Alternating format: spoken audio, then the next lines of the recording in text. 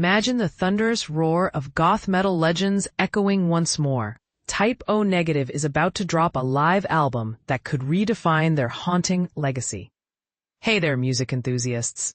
If you're a fan of brooding melodies and bass-heavy beats, you might just feel a chill run down your spine with this exciting news. On October 17th, 2025, former Type O Negative guitarist Kenny Hickey spilled the beans to Scott Penfold from Loaded Radio. Check it out at https://loadedradio.com/Type O Negative live album exclusive that the band is gearing up for an official release of a full-length concert recording. We're actually working on a live album right now, Hickey revealed with palpable excitement. Yeah, we're in the mixing process, so I'm excited about that. We're working on the artwork now. It's like the ghosts of past performances are being revived in the studio, promising fans a raw glimpse into the intensity of their live shows. But to fully appreciate this resurgence, let's rewind a bit.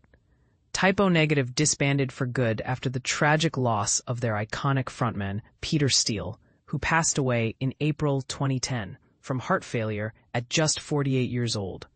Born Petrus T. Radicek on January 4, 1962, in the bustling borough of Brooklyn, New York, Steele was a towering figure, literally standing at 6 feet 7 inches, about 201 centimeters, with a deep, resonant voice that became the band's unmistakable signature. That low, bass-driven delivery wasn't just a quirk. It was the heartbeat of their sound, blending Goth's moody atmosphere with metal's raw power, which appealed to fans craving something darker and more introspective than mainstream rock. Before he helmed Type O Negative, Steele honed his skills in other bands, playing for the metal outfit Fallout and the thrash pioneers Carnivore. These early gigs were like stepping stones, building the foundation for the genre-blending style that would later captivate audiences. Now, here's where it gets controversial. Hickey also shared that discussions have floated around organizing a tribute concert honoring Steele, bringing together the remaining band members with special guest musicians.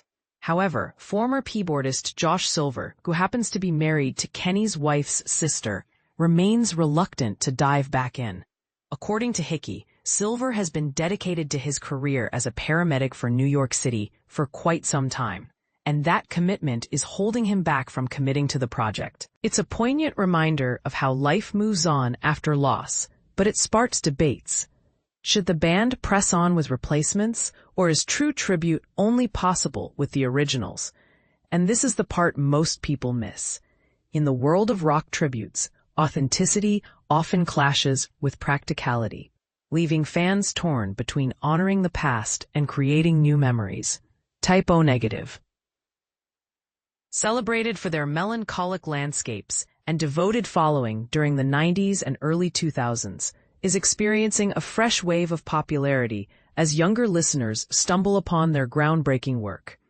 Think of goth metal as a fusion of gothic romance and heavy metal aggression.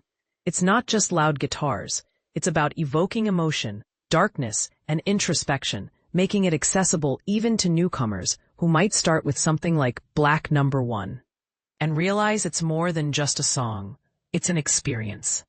Formed in 1990 in New York, the band was masterminded by vocalist, bassist, and songwriter Steele, joined by Hickey on guitar, Silver on keyboards, and drummer Sal Ibruscato, who was eventually succeeded by the stalwart Johnny Kelly.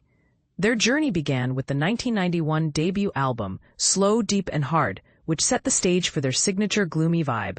They followed up with the daring The Origin of the Feces in 1992, a title that still raises eyebrows for its shock value. True stardom arrived with Bloody Kisses in 1993, which built a fervent fanbase and spotlighted the hit single Black Number 1. From there, they kept evolving. October Rust in 1996 added layers of emotion. World Coming Down in 1999 explored darker themes. Life is Killing Me in 2003 reflected on life struggles, and Dead Again in 2007 wrapped up their discography with haunting finality. What set Type O Negative apart was their unique marriage of goth and metal elements, paired with Steele's legendary vocal depth. They've left an indelible mark on heavy music, influencing countless artists in alternative and metal scenes. Even though the band ended with Steele's passing in 2010, their spirit lives on, inspiring new generations.